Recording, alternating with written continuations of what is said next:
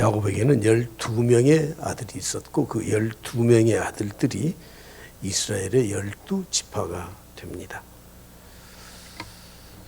지난주에 하나님의 축복에 대한 서론을 살펴보았는데, 하나님은 인간을 창조하신 후에 아담과 하와에게 가장 먼저 하신 일이 복을 주시는 일이었습니다. 다시 말하면 우리 인간은 하나님의 복으로, 하나님이 주신 그 은혜와 축복으로 살아가는 존재입니다. 그러므로 오늘 우리가 신앙생활을 하는 것은 하나님의 이 은혜와 축복을 간절히 사모하는, 정말 사모치게 열망하는 그런 마음을 가지고 신앙생활을 해야 하는 겁니다. 그러나 최근에 들어와서 잘못된 축복관이 우리에게 들어와 버렸습니다. 그게 무엇입니까? 기복신앙이라고 하는 거예요. 기복신앙이 무엇입니까?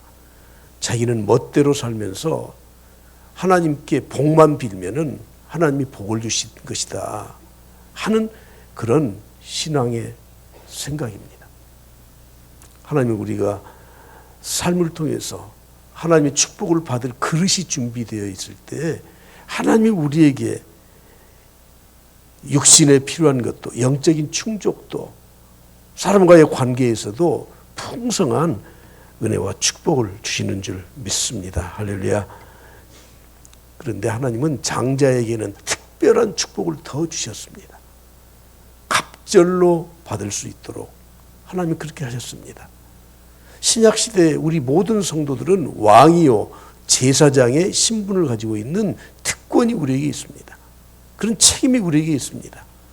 그러므로 장자의 축복이라고 하는 건 갑절에 배를 받는 것이 아니라 대를 이어가는 그런 축복입니다. 그래서 우리 모든 성도들은 이 땅에서 하나님의 제사장으로, 왕으로 장자의 축복을 누리고 사는 사람들입니다. 지난 시간에 말씀드렸던 것처럼 루벤은 장자였지만 하나님이 그를 축복하지 않으셨습니다. 오히려 장자권의 이 축복은 다른 지파들에게 나누어서 주었다고 하는 거예요. 여러분, 신앙생활이 무엇입니까? 목회가 무엇입니까? 설교자요 목회자인 이 목사는 하나님의 말씀을 먼저 올바르게 전해야 돼요. 그래서 설교는 선포하는 거예요. 일방적으로 하나님께서 주신 말씀을 성도들이 동의하든지 동의하지 않든지 하나님의 말씀을 선포하는 겁니다. 그러나 또 목회자의 입장에서는 성도들이 그 말씀을 잘 듣고 행할 수 있도록 양육하고 케어하고 보살펴줘야 될 그런 직분이에요. 그러므로 항상 설교자들은 강단에 설 때마다 하나님의 뜻이 무엇인지, 말씀이 무엇인지를 잘 생각하고 파악하고 뜻을 온전히 전달해야 될 뿐만 아니라 그 말씀을 통해서 성도들이 회개하고 돌아오고 복받을 수 있도록, 정말 하나님의 축복으로 살아갈 수 있도록 항상 보살펴 줘야 되는 겁니다. 제가 교회를 개척한 이후에 다음 주에 우리 교회가 설립 26주년 기념 주일인데, 저는 제 모델 목회자를 한 명을 성경에서 찾았습니다. 그분이 바로 바나바라는 목사님이셔요. 이방 지역인 안디옥 지역에 복음이 널리 전파되고 많은 사람들이 모이게 되니 목회자가 있어야 되잖아요. 지도자가 있어야 되지 않습니까? 그래서 예루살렘에 있는 총회에서 그 소식을 듣고 바나바를 그 교회의 목회자로 파송을 했습니다. 그런데 보십시오. 바나바는 이제 세워진 교회예요. 그가 본 것은 딱 한 가지예요. 여러분, 이것은 교회에 꼭 있어야 될 것입니다. 조직이 갖춰졌느냐, 사람이 얼마나 모이느냐, 건물은 얼마나 잘 지었느냐, 시스템이 어떠냐, 여러분 그걸 본 것이 아니에요. 바나바는 하나님의 은혜가 있는 것을 보았어요. 여러분, 교회는, 성도는 하나님의 은혜가 상실되면 더 이상 교회라고 할 수 없고 성도의 삶을 살지 못하는 거예요. 여러분, 우리 교회가 항상 하나님의 은혜가 넘치길 간절히 바랍니다. 그리고 바나바가 가르쳤던 게 하나 있어요. 너희는 주님과 함께 머물러 있어라. 지난번 개역 한글 성경에는 주께 붙어 있어라. 그렇게 가르쳤습니다. 사람 의지하지 말라. 사람에게 붙어 있지 말라. 목기자인 초대 목사인 바나바 목사 생각하지 마라. 오직 주님께만 붙어 있으라. 이렇게 가르쳤던 겁니다. 설교자와 목기자는 많은 고민을 할 수밖에 없습니다. 이 땅에서 누려야 될 세속적인 축복은 다 포기한 사람들이에요. 성도들끼리 또는 가족끼리도 한 사람이 잘 되면 당연히 칭찬해주고 축하해줘야 되지만 그러나 속으로는 은근히 시기와 질투하는 마음이 들어요. 좋네. 그런데 좋네. 그러면서 그 안에 뭔가 뼈가 있어. 나는 아닌데 너는 그렇게 잘 돼? 하는 그런 마음이 사람에게는 숨겨 있어요. 그러나 목회자는 내가 집이 없어도 내가 경제적으로 부유하지 못해도 성도들이 잘 되면 진짜 축하해 줄 수 있는 사람이어야 돼요. 여러분, 그것이 목자의 마음을 닮아가는 것입니다. 그런 의미에서 저는 12월 말 또 내년 1월을 준비하면서 약 3달, 4달 동안 이스라엘 12지파에게 주신 하나님의 축복이 무엇인가를 좀 세심하게 여러분들과 말씀을 통해서 나누면서 우리 성도들이 다 복받아야 되잖아요. 다 복받아야 되잖아요. 다 복받아야 되잖아요. 그런 마음으로 이 말씀을 제가 전하는 것입니다. 오늘은 12지파에 대해서 먼저 좀 말씀을 드리고자 합니다. 야곱은 가정이 참 복잡했어요. 자기가 저질러 놓은 잘못 때문에 한 집에 한 남편 밑에 아내가 4명이나 있었어요. 얼마나 복잡합니까? 그 4명의 아내 가운데 12명의 아들을 두었는데 표를 보시면 레아라고 하는 부인, 원래 레와와 결혼하고 싶지 않았어요. 라헬과 결혼하고 싶었어. 그래서 7년 동안 죽기 살기로 일을 해주고 신방을 차려놓고 보니까 레아예요. 속은 거죠. 레아에게 4 아들이 생겨요. 루벤, 시므온, 그리고 레위, 그리고 유다. 4명의 아들이 생겨. 그걸 보고 있던 라헬이 질투가 생겼어. 자기는 아이를 못 낳아요. 그래서 자기의 몸종인 비라를 야곱에게 주어서 2 아들을 낳아요. 그게 단과 납달리예요. 그것을 보고 있던 레아가 또 시기가 생겼어요. 그래서 자기의 몸종 실바를 또 야곱에게 주어. 그래서 또 2 아들을 낳아요. 그 2 아들이 갓과 아셀이에요. 그리고 하나님이 레아를 긍휼히 여기셔서 다시 2 아들과 딸을 주었어요. 그게 바로 이스라엘과 스불론과 디나라고 하는 딸이에요. 맨 마지막에 하나님이 라헬에게도 자녀를 주셨는데 2 자녀 이름이 뭐예요? 요셉과 베냐민이에요. 여러분, 복잡하지 않습니까? 얼마나 복잡합니까? 그 중에 시므온은 레아의 2째 아들로 태어나요. 그게 르벤이 장자이고 시므온이 2째라는 2째 아들입니다. 우리나라도 자녀를 낳으면 그 자녀에게 무엇인가 부여해 주기 위해서 이름을 정성껏 짓죠. 예. 옛날에는 딸만 많이 낳으니까 끝순이 그래버리더라고. 얼마나 그 딸은 평생 이름에 대한 짐을 지고 살아요. 그러나 정말 자녀를 위해서 의미 있는 이름을 붙여. 그런데 여러분, 이스라엘은 더해요. 이스라엘은 훨씬 더 이름을 신중하게 아주 생각해서 이름을 지어. 그런데 여러분, 지난번에 본 것처럼 첫 아들을 낳고 이름을 뭐라고 했죠? 르후벤이라고 했어요. 르후벤. 르후벤의 뜻이 뭐예요? 또 잊으셨네요. 보라, 아들이다. 나 아들 낳았다. 그런 뜻이에요. 봐라, 나 아들 낳았어. 이제는 내 라헬보다 내가 더 사랑을 많이 받을 거야. 그런데 야곱은 여전히 라헬에게만 마음이 있고 레아에게는 마음이 없어요. 그래서 두 번째 아들을 낳았는데 이름을 뭐라고 지었어요? 오늘 시몬이라고 지었어. 시몬이라는 이름의 뜻은 들어주셨다, 그런 뜻이에요. 첫 아들을 낳아도 야곱이 자기에게 별로 관심이 없는 것 같아요. 그래서 하나님 앞에 더 기도를 했어요. 하나님, 내가 이렇게 남편에게 홀대받고 삽니다.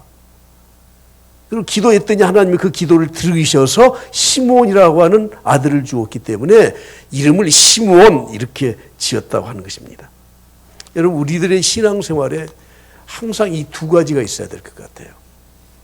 여러분들이 하나님의 은혜를 볼 수 있길 바랍니다. 하나님의 은혜를 볼 수 있길 바랍니다. 예. 그리고 두 번째, 하나님이 내 기도를 들어주셔야 돼요. 보았다, 들었다. 굉장히 중요한 말입니다.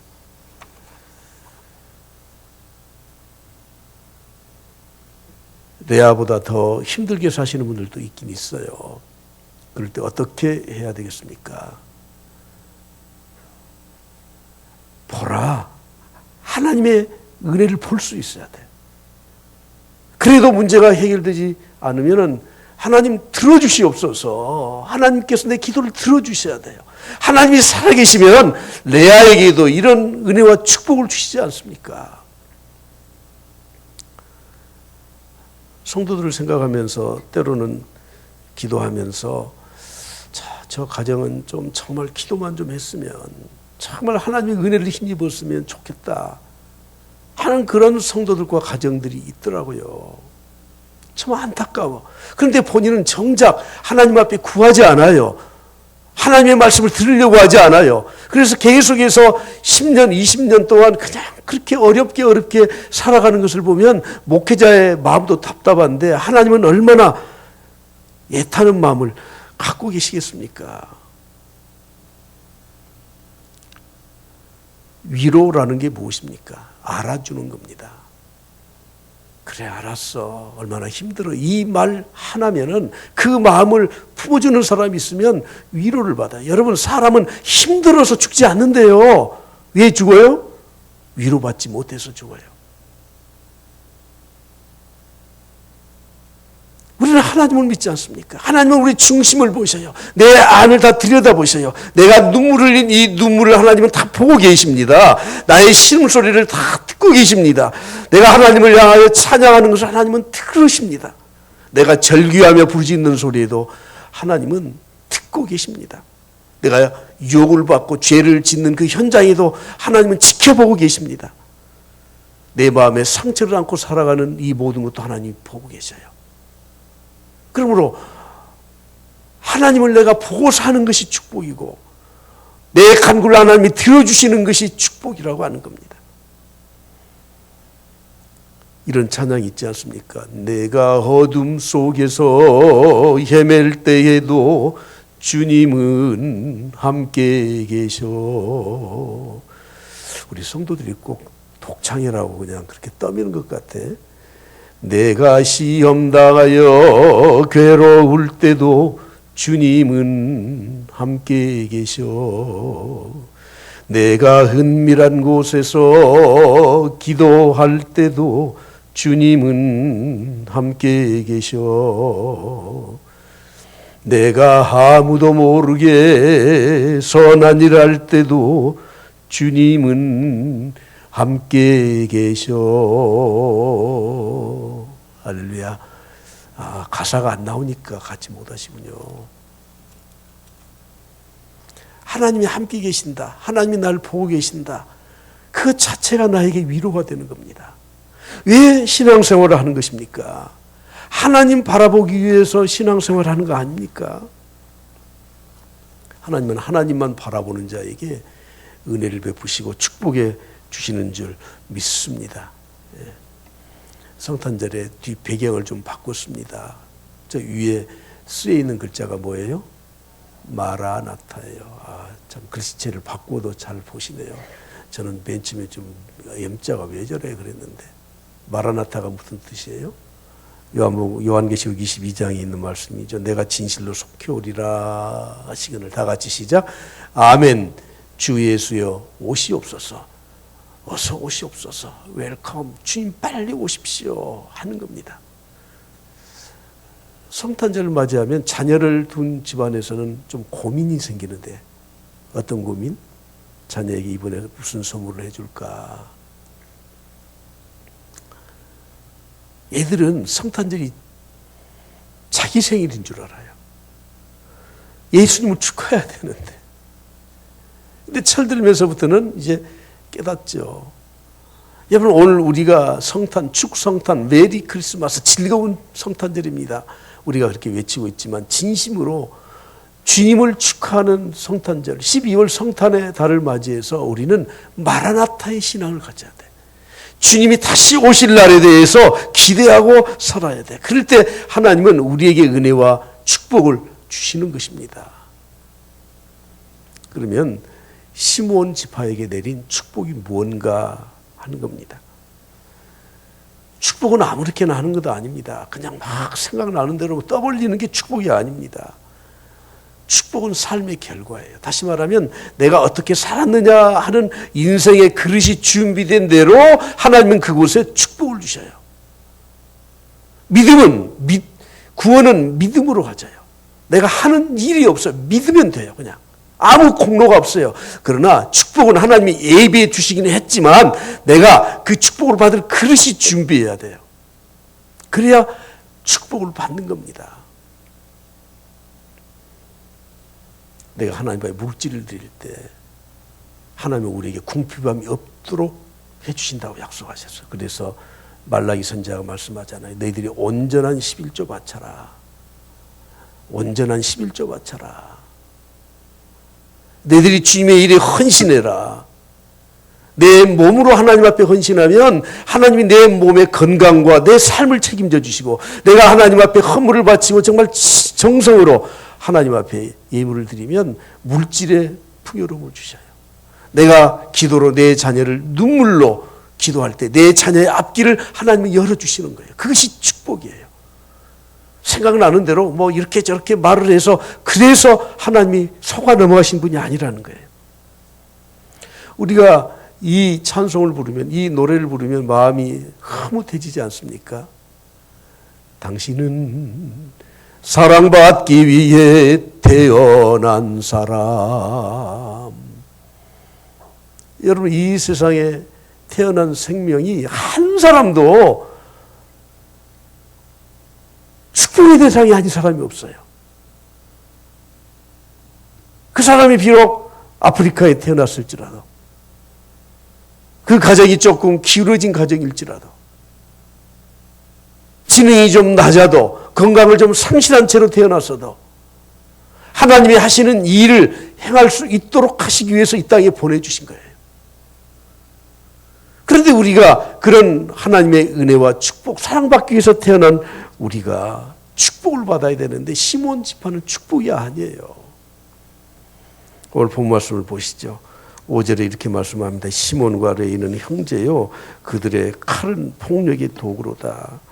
내 호나 그들의 모의에 상관하지 말지어다. 내 영광아 그들의 집회에 참여하지 말지어다. 그들이 그들의 분노대로 사람을 죽이고 그들의 혈기대로 소의 발목에 힘줄을 끊었음이로다. 그 너여움이 혹독하니 저주를 받을 것이라. 축복입니까? 저주입니까? 저주예요. 저주를 받을 것이다. 분기가 맹렬하니 저주를 받을 것이라. 내가 그들을 야곱 중에서 나누며 이스라엘 중에서 흩어버리겠다고 말씀합니다. 여러분, 이 말씀을 보면서 끔찍한 생각이 들지 않습니까? 자매하는 기계라니요, 세상에. 이 축복을, 이 저주를 할 수밖에 없었던 배경이 창세기 34장에 나와요. 아까 야곱의 가정에 이 자녀들을 보았듯이 복잡해요. 근데 야곱의 책임이 크죠. 약복강을 건넜어.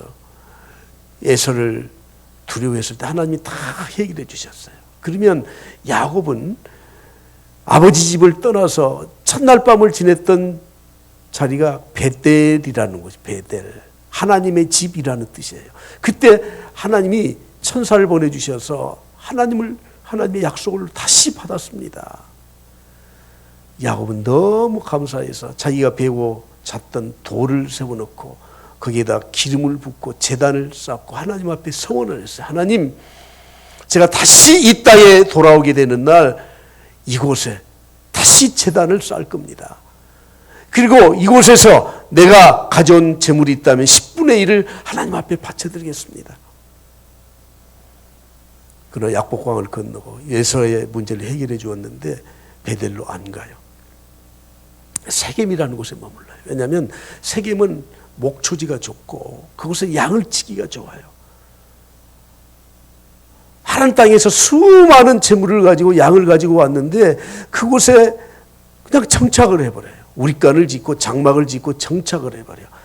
그때 이제 사고가 난 거예요. 레아를 통해서 태어난 이 디나라고 하는 딸이 세겜에 있는 지역을 좀 돌아보기 위해서 외출을 했는데 그 지역에 세겜 땅에 이 하몰이라는 추장의 아들 세겜에게 겁탈을 당해. 성경의 이 연대를 쭉 이렇게 연구를 해보면 디나의 나이가 그렇게 많지가 않아요. 10대 초반이에요. 10대 초반. 야곱은 그 일을 당하고도 어떻게 할 수가 없어요. 어린 자녀들 데리고 뭘 하겠습니까?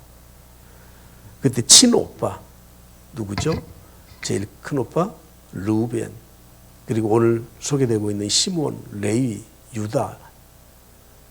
그 중에서 시므온이 앞장을 서요.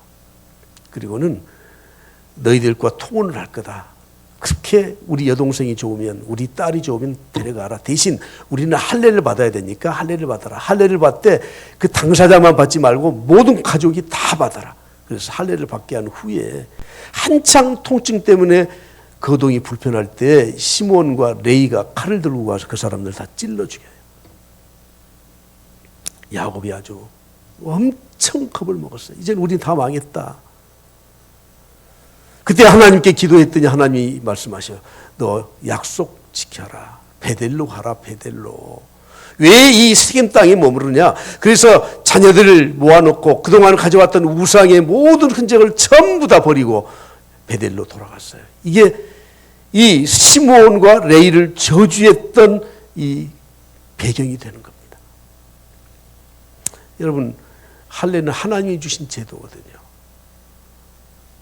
하나님이 주신 이 제도를 악용해서 복수하는 데 사용했던 정말 하나님의 이 거룩함을 회방하는 그런 죄를 지었던 거죠. 유대인들은 그때 당시 시므온의 나이가 한 14살쯤 된 걸로 그렇게 추정을 해요. 그런데 성경을 보면 20까지도 안 가요. 10대예요. 여러분, 10대인 이 시므온과 레이가 그 일을 저질렀을 때 이 사람들은 정말 힘이 있고요, 결단력이 있고요, 추진력이 있고요, 의협심이 있는 그런 성품을 가졌어요. 그러나 이들은 악행을 행했다는 거예요. 악행을. 축복은 내가 사는 대로 받는 겁니다. 특히 이 장면에서 우리가 꼭 기억해야 될 것이 하나 있습니다. 르우벤이 있는데 르우벤은 그 일은 나서질 않습니다. 둘째인 시므온이 나서요. 아마 형인 르우벤에게도 말했겠잖아요. 르우벤은 그러지 말자. 그러면 시므온 혼자 이 일을 하면 되겠습니까? 레이가 거들었지. 의기투합을 한 거예요. 여러분, 나쁜 일에 절대 의기투합을 하면 안 돼요. 제가 1, 2년 전에 읽었던 책 가운데 몇 사람 정도는 보지 않고 살아도 돼요 하는 책이 있더라고요. 혹시 여러분들 주위에 잘못된 것을 가지고 자꾸 나를 못 살게 본다든지 내가 피해를 입게 되면은 관계를 단절해라, 그런 뜻이거든요. 사람이 태어나서 가장 먼저 관계를 맺는 사람은 부모입니다. 부모를 보고 자라요. 그리고 그 다음에는 태어나는 형제들을 보고 자라는 거예요. 그래서 가정교육이 중요한 것이고 가정에서부터 철저하게 하나님을 가르쳐야 돼. 그 다음은 친구요, 지인이에요. 대개 사회생활 하다 보면 거의 다 이권관계에 의해서 맺어진 그런 관계들이 많이 있지 않습니까? 그래서 어쩔 수 없이 우리는 끌려가기도 하지만 정말 우리 내 삶에 나를 해악을 하는 그런 관계가 있다면 과감하게 끊어내야 되는 거예요. 오늘 또 여러분들이 사도신경을 가지고 신앙 고백을 했지 않습니까? 사도신경의 내용에 보면 성도와 서로 교통하는 것과, 여러분 이것은 신앙의 고백이에요. 코이노니아, 성도들이 교통하는 것, 교제하는 것, 영적 교제를 하는 것, 이것이 우리의 신앙 고백의 핵심에 들어있다는 걸 아셔야 돼요. 교회에 오시면 또 구역에서 여러분들이 또 성도들과 정말 영적인 교제를 나눠야 돼요. 세상은 나 혼자 살아갈 수 없어요. 교회가 있어야 신앙을 지키고 살아가는 거예요. 목회자와 좋은 관계를 가지고 서로 영적 교통함이 있어야 되는 겁니다. 아마 시몬이나 레위 두 사람 중에 누가 먼저 나섰는지 모르지만 두 사람이 의기투합을 하지 않았다면 그런 일까지는 못했을 거예요. 어떻게 한 사람이 가서 그런 일을 합니까? 그러므로 교회 안에서 여러분들의 교제권들을 항상 좋은 영향을 끼치고 좋은 영향을 받고, 그래서 성도의 아름다운 영적 교제를 가져야 하는 겁니다. 오늘 설교 제목이 무엇입니까? 잊혀진 시몬 지파예요. 그 일을 통해서 하나님은 저주를 하여 저주를. 먼저 어떻게 잊혀졌는가? 인구조사 표를 한번 보실까요? 오늘 표를 좀 몇 가지 보여드립니다. 모세가 출애굽한 이후에 첫 번째 인구조사를 했었습니다. 자, 그런데 잘 보십시오. 매 날에 보면 60만 3,550명이 장정들의 인구예요. 그리고 약 40년, 38년 후에 인구조사를 다시 했더니 60만 1,730명으로 오히려 줄었어요. 제가 자료를 보니까 우리나라가 한일 합병될 때 1910년도에 약 조선 인구가 1,700만이더라고. 남북한 다 통틀어서. 그리고 35년, 6년 후에 1945년 지나서 남한 인구만 2천만이에요.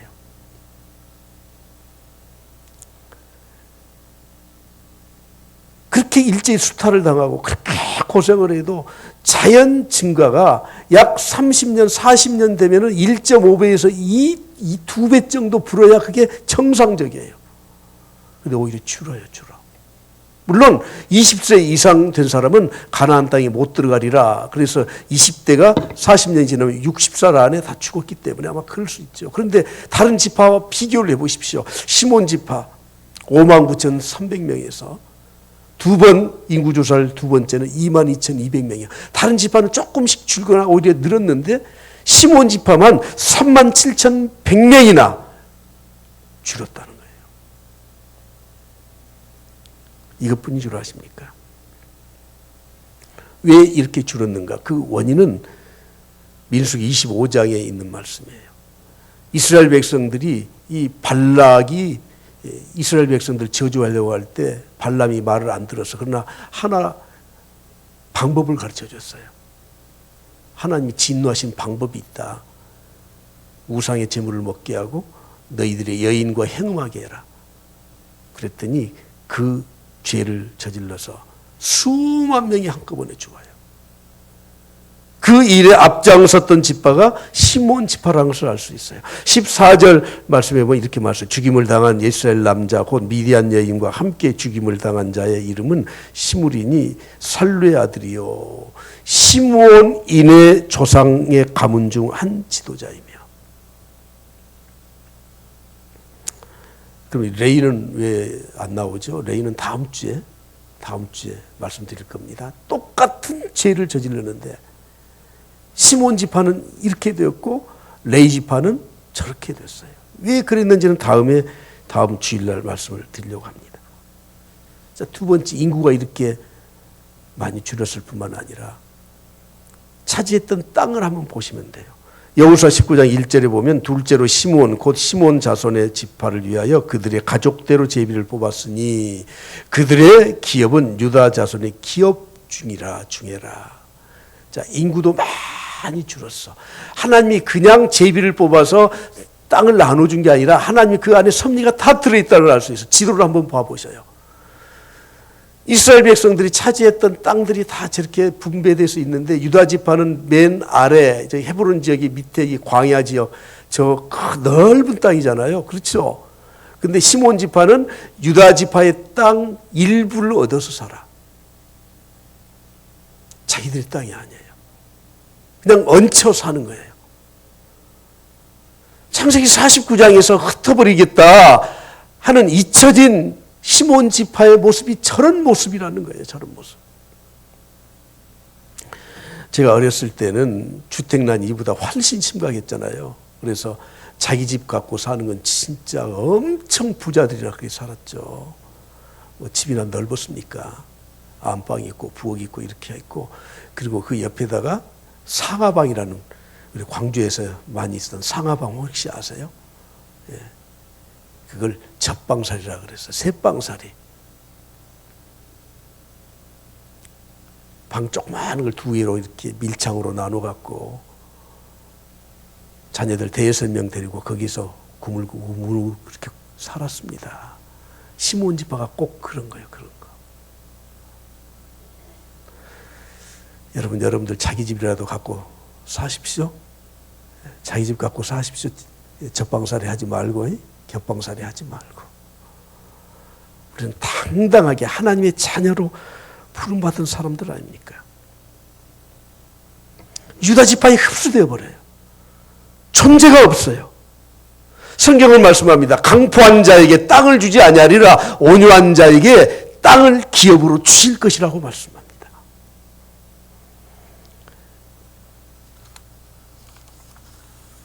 시몬 지파는 아주 강포한 이 포악한 성격을 500년이 지난 출애굽 이후에 광야에서도 버리질 못했어. 근데 더 문제가 하나가 있어요. 그게 무엇인 줄 압니까? 신명기 33장에 있는 모세의 축복이에요. 여러분 신명기 33장을 보면서 시므온 지파에게 모세가 축복했던 걸 찾아보십시오. 없어요. 그래서 잊혀진 지파라고 하는 거예요. 루벤은 자기 아버지의 침상에 올랐을지라도 모세는 하나님 주신 이 감동과 성령의 조명하심을 받아서 루벤 지파에게 축복은 아니지만 간구하는 기도를 해요.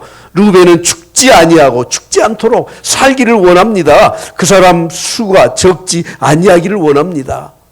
하는 간구하는 이 기원의 축복이라도 해주는데 아예 시몬 지파는 모세도 안 해요. 여러분 모세가 무슨 감정이 있어 그럽니까? 하나님이 주신 감동대로 한 것뿐이죠. 그러면 여러분 잘 보십시오. 다른 지파는 다 축복을 하는데 시몬 지파만 빠져. 그러면 시몬 지파의 이 족장이 나서서 모세에게 가야 될 거 아니에요.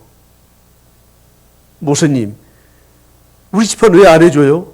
우리도 좀 해줘요. 우리 잘못했어요. 앞으로 잘 살 거예요. 아니 그래야 되잖아요. 근데 성경에 그런 구절이 나와요? 안 나와요?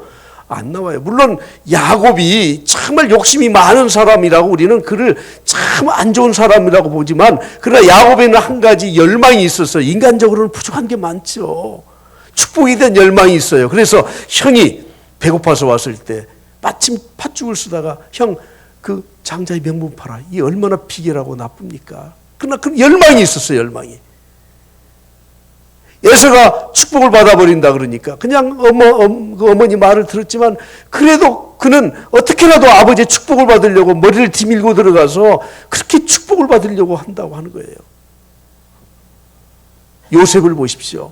아버지가 병들어서 이제 기력이 쇠해졌다는 소식을 듣고 두 아들을 데리고 가요. 할아버지한테 축복기도 받으려고. 에브라임을 그러니까 오른쪽이죠. 그래야 왼손이 들어가니까 므낫세 장남을 야곱의 오른손 쪽에 데리고 가요. 근데 야곱이 어떻게 하죠? 손을 엇받고 이렇게. 그때 요셉이 가서 아버지 손을 떼서 이렇게 제대로 놓으려고 그러니까 야곱이 나도 안다. 일부러 그런 거다. 하나님이 그렇게 하라고 한다.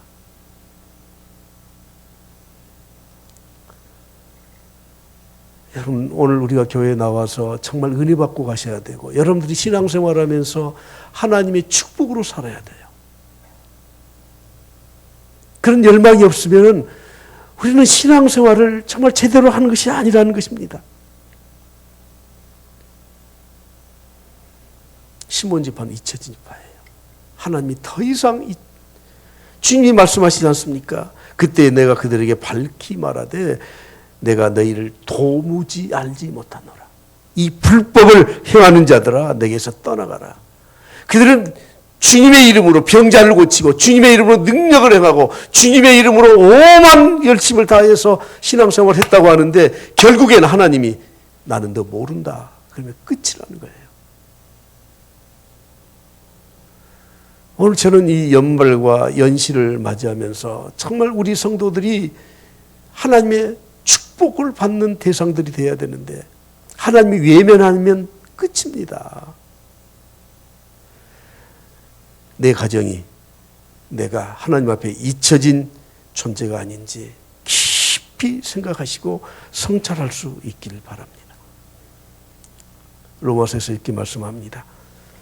그들이 마음에 하나님 두기를 싫어했다. 그랬더니 하나님이 그들을 상실한 마음대로 내버려 두었다. 그냥 버려버렸다. 그래, 네 마음대로 해라. 유기했다 그 말이에요.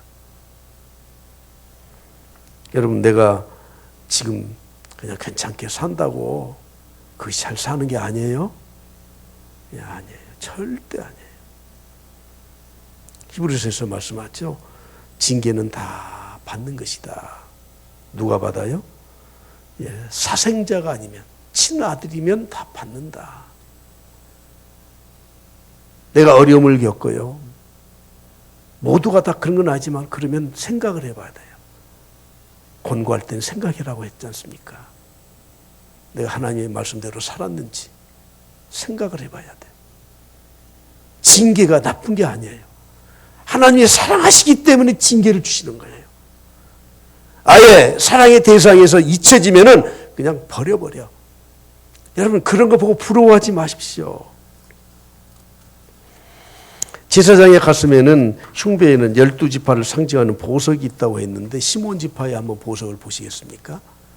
오늘 제가 그림을 좀 많이 보여드리는데 시몬 지파는 남보석이라고 성경은 말씀을 하고 있습니다. 요즘으로만 사파이어입니다. 사파이어. 사파이어가 괜찮은 보석이죠. 그러나 지금으로부터 3000년, 3500년 전에는 세공 기술이 없어서 가장 천대받는 기술이었대요. 사파이어는 굉장히 단단하대요. 나는 뭐 잘 모르고 책에서 나오니까. 근데 한번 깨지면 다 깨져버린대요. 여러분, 시몬 지파는 강해요. 원래 그런 용맹이 있어요. 그런데 그걸 포악하게 사용하니까 다 깨져버린 거라고. 그래서 고대 사회에서는 사파이어는 이 청보석은 쓸모없는 인기 없는 보석이 되고 말았다는 거예요. 여러분, 레아의 기도의 응답을 받아서 시므온은 하나님이 들으셨다. 출발 너무 좋지 않습니까?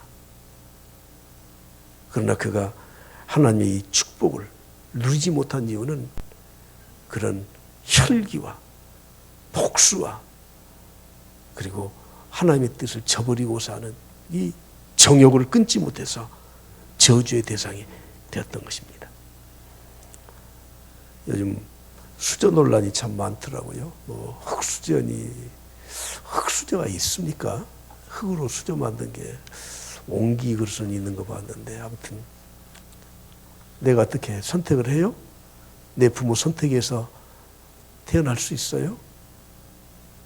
여러분, 세상적인 말이고요. 우리는 전부 다 하나님의 자녀예요. 사랑받기에 태어난 사람, 축복의 대상이에요.